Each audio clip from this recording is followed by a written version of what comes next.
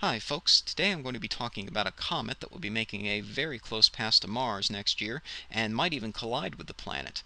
I'm talking about Comet C 2013 A1 sighting spring.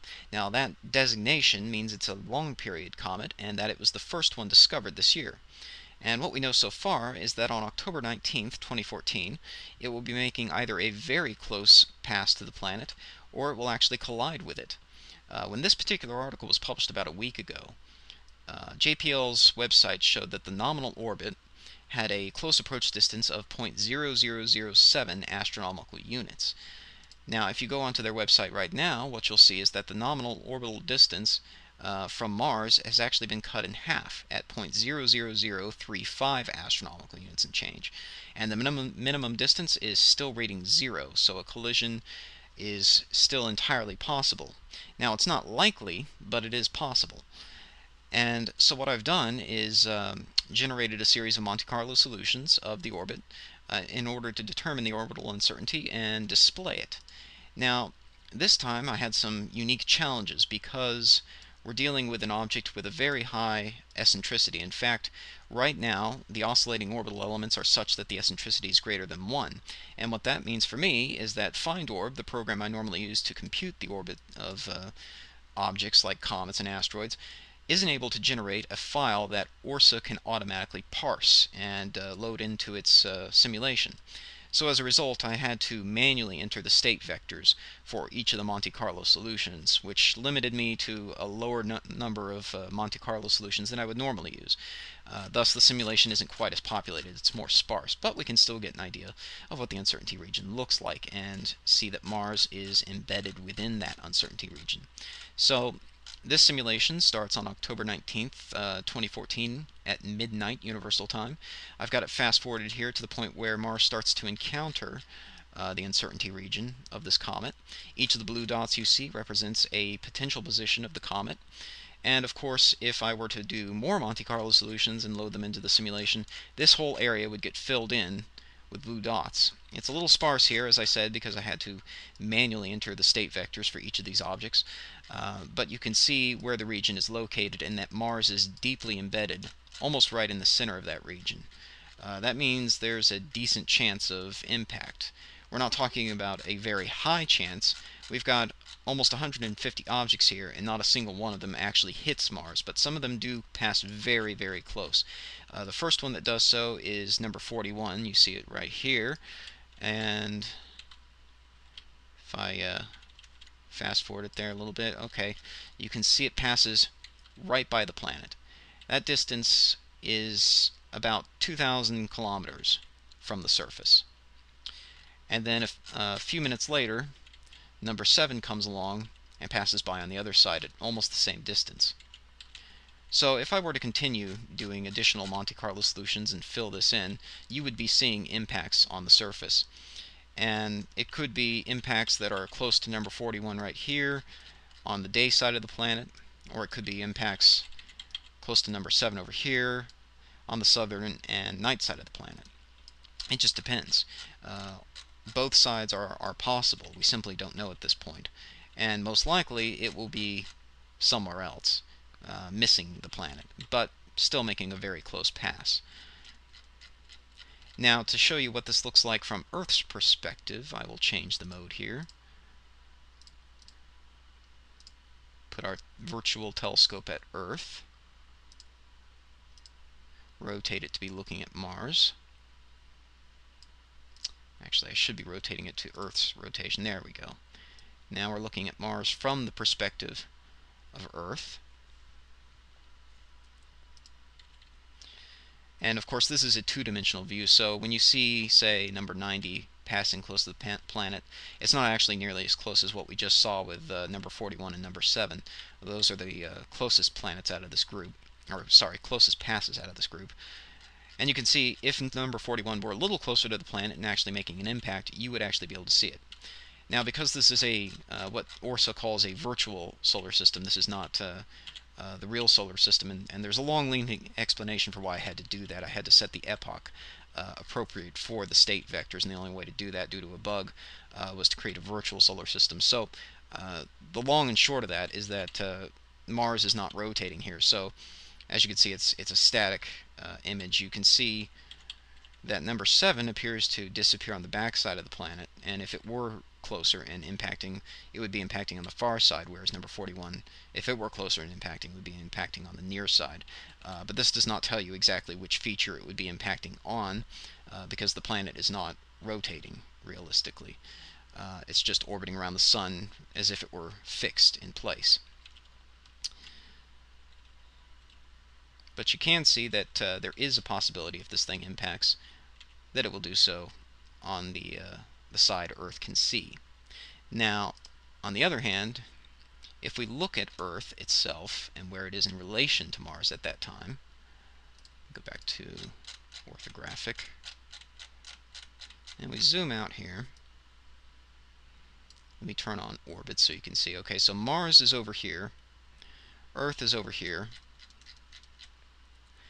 and so in order to see Mars from Earth at the time, the approximate time of impact, you kind of have to be in an awkward sort of position. Now, this is again a virtual solar system, so the rotation of Earth is not exactly done realistically. As you can see, it's just fixed. This doesn't tell you the exact location on Earth you would have to be to see it, but we'll get to that in a second. The main thing to notice here is that the region facing Mars in the solar system is mostly daylit. Use the slider here to zoom out faster. Okay, so there's Mars over there, right? So if you zoom into Earth, the region facing that is mostly daylit. You kind of have to be in this little sliver of a region right here that it still has line of sight to Mars, but is starting to get dark to have your best chance of seeing it, which is not a very big area of the planet. And what we'll do now is I will export the orbital elements for virtual position number 41 and number 7 and load that into Stellarium, and we'll take a look at where you would have to be to see that passing close to Mars. Alright, so here we are in Stellarium. I've now imported Monte Carlo solutions number 41 and number 7 into the program, and this will allow us to see where we would have to be on Earth's surface to properly see this event. Now, 41 and 7 were two of the closest Monte Carlo solutions to pass by Mars, but if I continue generating more Monte Carlo solutions, eventually some of them would actually result in impact. Mars does find itself between blue dots in the previous section, and that's a red flag that impact is possible. It's simply being undersampled in the current set of Monte Carlo solutions. But if you got some that were similar to 41 and 7, but just a little bit closer, you would be looking at actual impacts instead of just close passes. 41 and 7 passed by Mars, each at about 2,000 kilometers and change apiece, and as a result, we can use them as sort of the outer bounds of possible impacts for Mars. Now you can see here down at the bottom the date and time, October 19th, 2014. The time is in Eastern Time, so this is 3:49 Eastern Time. But the question is, where would we actually have to be in order to see this? Well, in this case, I've got the observer positioned at Cape Verde off the west coast of Africa, and it actually turns out that's about the best location you can possibly be to see this. It turns out that the prime locations are somewhere in the Atlantic off the west coast of Africa. And from Cape Verde, Mars is currently about 35, almost 36 degrees high in the sky. That's pretty easily observable and fairly well positioned for viewing, but Mars itself is quite distant from Earth at this time, 1.62 AUs, and as a result it's not actually all that big in the sky. This is a very highly magnified view, more so than you would probably see in your typical amateur telescope. But you could see Mars above the horizon even from Spain, but not all that high, only about 5 degrees or so. And actually, I think right now, for some strange reason, what's it doing? Oh, there we go. I don't know why it was glitching out there for a second. But, okay, you can see Mars is about 5 degrees high from Spain. Unfortunately, England and the United Kingdom in general is basically shut out. Mars is below the horizon. For us here in the States, Mars is in broad daylight. Now, if an actual impact occurs, especially if it's on the near side of Mars, it's possible you might see something if you had your optics trained at the position of Mars at the time that it happened. So if you have a go-to telescope and you can get it aligned while it's still dark, perhaps, wait for sunrise, wait for the afternoon when this event actually occurs, and have your go-to telescope positioned at Mars, even if you can't quite make it out of the blue murkiness of the day, if an impact actually occurs, you might see something. It's possible. Considering the extreme energy that we're dealing with here, we're talking billions of megatons, you might actually be able to pick it out. But the best location, again, is going to be somewhere in the Atlantic off the west coast of Africa. Now, as with any extremely rare astronomical event that happens to occur best over oceans, there will almost certainly be cruises to go see this event if it actually turns out that an impact is going to happen, and especially if it turns out that it's going to be on the near side of Mars. Now, once again, 41, Monte Carlo solution number 41, passes just in front of Mars. And if you continue generating solutions, you'd eventually get impacts that were behind that, somewhere around here.